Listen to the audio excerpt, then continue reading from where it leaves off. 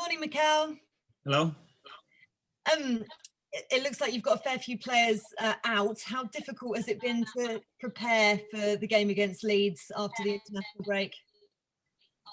Yes, very unusual and concerned because you have players all over the world, and with the actual context with the COVID, makes things very unpredictable.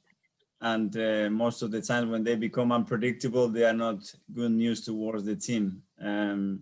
But I think a lot of clubs are in the same position, and we have to try to make it as easy as possible for the players. But at the same time, obviously, it's not ideal to prepare any football game. What are you expecting from Leeds United on Sunday? That they're gonna go full gas like they always do. They had 2 weeks to prepare the game, not as many international as us, and I don't expect them to change too much. They are very loyal to their principles, to the way they play, and they approach every game the same way, which is to win, to be very aggressive with or without the ball, and try to win. It doesn't matter where they play. What I've seen from them in the last seasons is not a concern who they play against. It's more about what they do. Mentally, though, how important is it for you to bounce back from that defeat to Aston Villa? Yeah, obviously it's been a painful week because normally when you get a defeat at home, you win a game straight away. It wasn't the case, but we use that as well to reflect on what we are doing, to analyze why that happened. I think we were all shocked the way we end up the game the last 25, 30 minutes. Before that, it was a different game, but still that we have to improve in many areas. That consistency is something that obviously we need to get much better at. And after the good result and the brilliant performance that we had at Old Trafford, to get that lost, it was a shock in the system for everybody. But let's take the positive out from them, learn, and move on. Just a couple of quick questions on leadership, if I've got time. Frank Lampard described management this week as all-consuming, dealing with 50 problems every day. Is that how you see it as well?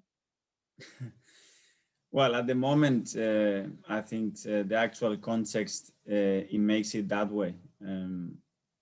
I feel so privileged to be where I am because I love so much what I do. I love to be sitting and representing this football club and have the opportunity to spend time with these players, with this staff. But I think it's becoming a job that every time you are resolving issues and resolving problems. And if you get shocked by that every day, then it's very, energy-wise, very consuming. I think I come now and I'm expecting something to come the dog through the door and give me bad news, to having to react quickly because I know it's coming right now. And I think I try to prepare myself and my mood in the morning to say, okay, let's see what we face today and let's go for it. Would you say that's the most important trait then when it comes to leadership and management, resilience, if you like? Absolutely. And how you bounce back, how you navigate through difficult moments, and how convinced you are about what you are doing. And at the end of the day, how you judge yourself with the decisions that you make and where those decisions are coming from at the end from you. Is that a real feeling? You do it for somebody else, for any other opinion, or because you think it's the right thing for the club, the players, or the staff? Thanks very much, Mikel. Okay, thanks, Faye. Now we'll move on to Dharmesh from Sky. Dharmesh, if you've got a couple, please. Thank you. Hi there, Mikel. Just very quickly on Thomas Partey. Do you have any idea when he could return? No, well, he picked an injury very early in the game. He tried to carry on. He wanted to continue the second half, and we knew it was a significant injury. He's done really well. He's working very hard. He wants to be available. He's trying. Hopefully, we can get him back soon, but it's an area that we have to be careful and be protective with the player.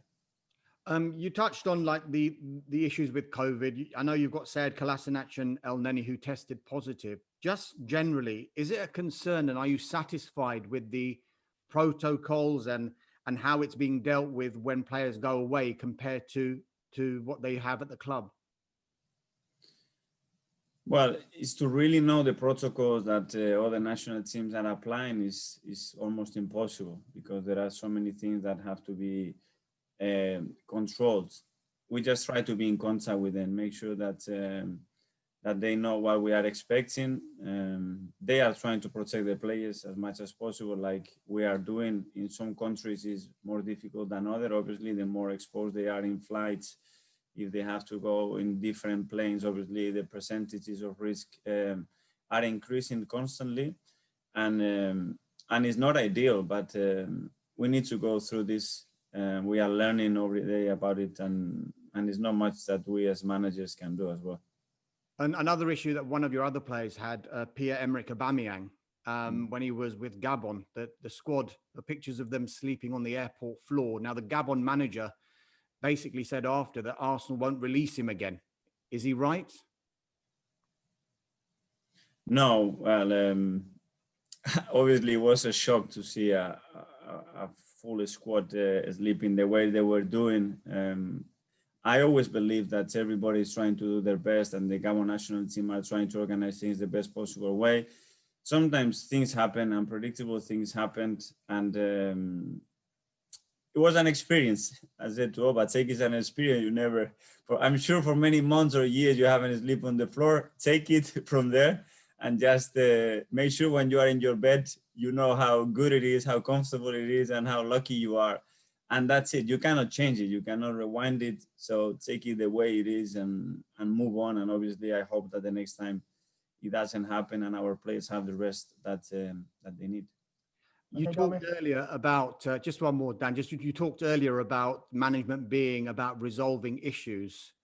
I want to ask you about a reported issue at the training ground in the last couple of weeks between David Luiz and Dani Ceballos. Can you clear up what happened, please? Nothing. That training is very competitive, and issues happened a lot of times, and those things get resolved immediately within the team, and not much to say. No problem between the two? No problem at all. Thanks, Dharmesh. We'll move on to George on the BBC, please. Thanks, Dan. Mikel, did you see what happened between the two, between Luiz and Dani Ceballos? Were you there? No, I've got a really bad vision from far. That's why we train with behind closed doors. Okay. I was just wondering, is Willian fit to play on Sunday? Because was he in Dubai in the last 2 weeks? Yeah, you keep asking me for more and more issues.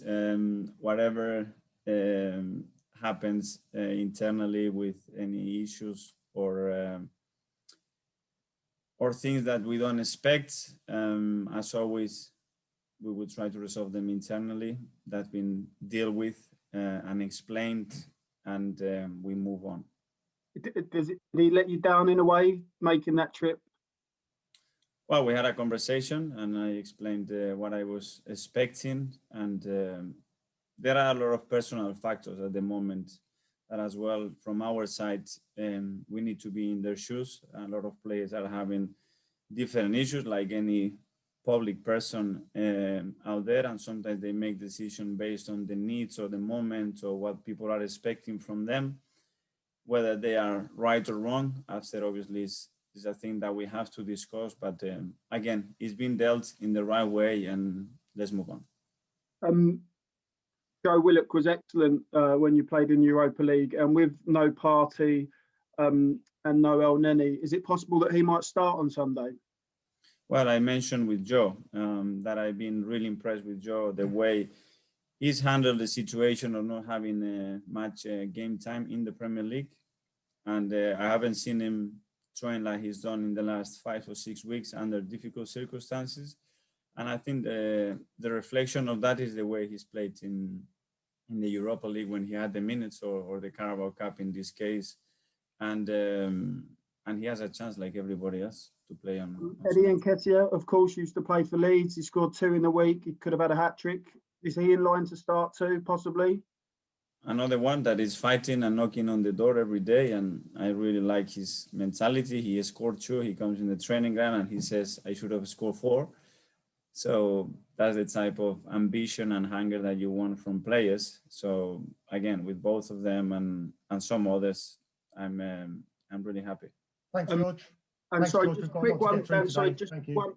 one on Pep, Mikel. I mean, are you pleased he's staying at Man City? I mean, he's a great manager, but I'm very pleased for him because, as you know, he's never been so long at a football club. So the fact that he's extending his contract means that he's extremely happy there, that he's found his place, that he feels valued there, that he has the chemistry that I know with players, with the fans, and obviously with the ownership. So I want the best for him, and if he's extending the contract, it's because he's very happy and he feels that that's the best place for him to continue his career. So congratulations.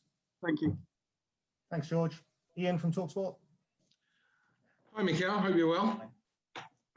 Just one on Pep there, actually. He said he signed a new deal because of the unfinished business. Does that worry you in terms of his unfinished business being in the Premier League, or do you think his unfinished business is to win the Champions League? Well, knowing him and his ambitions and how competitive he is, unfinished business means that he wants to win every competition every year, for sure. And if he needs to win the fourth domestic trophy again and he can do it, I'm sure he's going to try to do it. Obviously, Europe is a massive thing. He really wants to move the club towards that Champions League win, and that's on his way, And I think medium and long term, that was one of the things that he wanted to achieve. So I'm sure that it will be a focal point. On and off the pitch, you've been documenting the difficulties certain players have had. I mean, you lost against Villa, and then certain players going on international duty, as you say, Aubameyang sleeping on the floor, and other players having different issues. Is all this because they're getting a bit fatigued because the season is so condensed? I mean, we had Frank Lampard yesterday saying, hang on, 12:30 kickoffs off the back of international break, and asking us to play literally, and you're going to be doing this now because Europa League kicks in again, twice a week. I mean, are we really asking too much now of players and managers? Well, it's really demanding. It's never been done to play the amount of games that we have to play in a calendar year. It's never been done in the history of football. So it's something new, and obviously we know the consequences of that. The only thing from my side that I would demand to the Premier League, to the broadcaster, is that let's protect the players. At the end of the day, this industry, yes, we can do it without us being together in a room. We've been doing it, training individually. We've been doing without having the possibility as a manager to speak to them in a room, even without the fans. But guys, we need the players. We have to protect them as much as possible. They are the protagonists of this whole industry, and whatever you can do, we have to modify the rules and make them a little bit more flexible for them, to give them a better opportunity to be fit. And it's not just physically, I mean mentally as well. Let's just do it, please. To that end, I mean, the EFL from tonight, the game with Coventry and Birmingham, are starting to have 5 subs. Is it time for the Premier League next week to say, we're changing our minds, we need more players for player welfare, we'll have 5 subs? I am all for it, and not only that, but as well to extend the numbers in the squad, because at the moment we have a big squad for different reasons, and we have to leave 7-8 players every time here at home. And meaning at home means at home, because from training ground you go home, from home you go training ground. So even mentally for them to feel involved, you are traveling away, you are 2 days without the squad, without your teammates, it will be really helpful for them. So let's try to help them. Let's make them involved at least on what we are trying to do here. And I think there are easy decisions, so I don't know, it's my opinion, and let's hope we can change it. Thanks, Ian. Last one from me. We had Oliver Dowden, the sports minister, on talking to us on TalkSport yesterday, hinting that we might get fans back in December. I know Arsenal were very keen and worked extremely hard to get fans back for October, which never happened. You must be hopeful and optimistic, maybe, that we might see fans back before Christmas.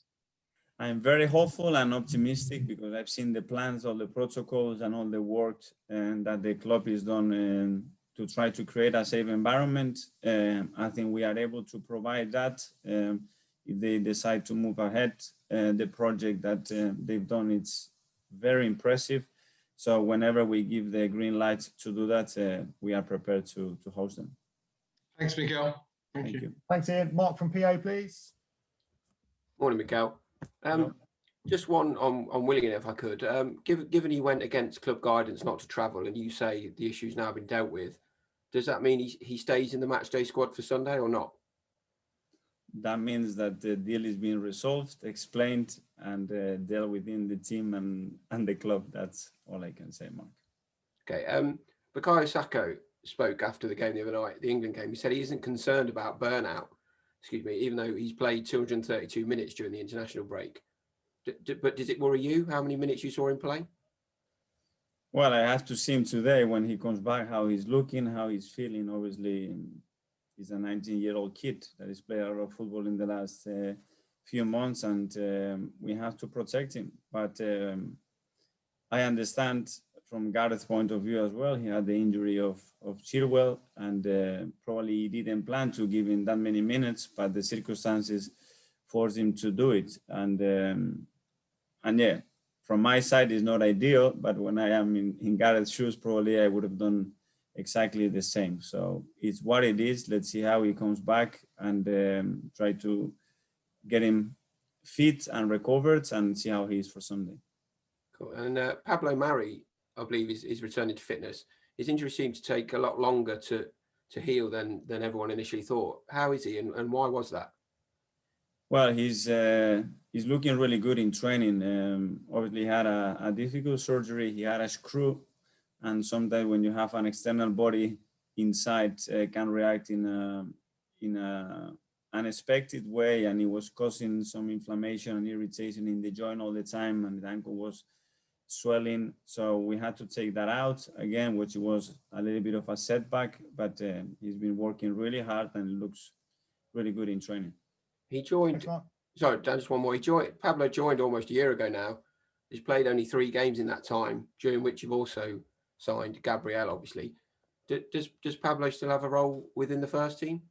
Yes, he does. And yeah, we've been hit really hard with some big injuries, not only Pablo, but Cedric as well. Since he joined, he had 2 or 3 different incidents. Gabi Martinelli has been out for such a long time. Callum Chambers got injured after 3 weeks. I was here and I still haven't played a single game, and I still recovering. It is what it is. What I can say is the approach of those players and the way they've been trying to work to be back to their best has been phenomenal in all cases. And let's hope that we can have them, we can use them, and they can feel part of what we're doing. Thanks, Mikel. Thanks, Mark. James Ollie from ESPN. Hi, Mikel.